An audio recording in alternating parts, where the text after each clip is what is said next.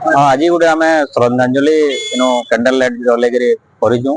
आप जानते जे किछि दिन आगु बरगढ़ जिला पाइकमाल ब्लॉक रो सोड़ा ग्राम गोटे अभावन घटना घटला।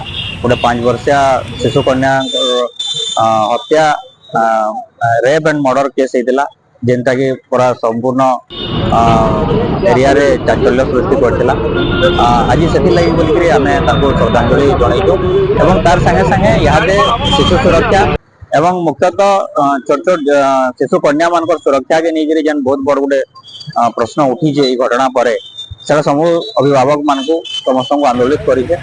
तो इहादे जेन परिस्थिति सृष्टि होती केंतिकरी आम आमर छोट छोट छुआ मान सुरक्षा कर पारमा एवं आमर जेन शिशु कन्या मान अच्छा केंतिकरी सुरक्षा कर पारमा से गोटे बहुत बड़ आह्वान सृष्टि होइए।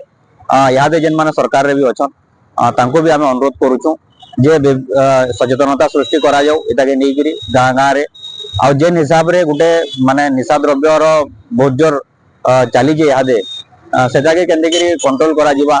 आपण जानछन प्रायतः सब निशा जनित घटना माने बेसी होउचे तार संगे संगे लोक मान को पूरा प्रारंभिक स्तर रो ही सचेतन करबार आवश्यकता पड़ी है। से लगी आज आम बरगढ़ रो सचेतन नागरिक माने गोटे कैंडल लाइट श्रद्धांजलि सभाटे करूँ।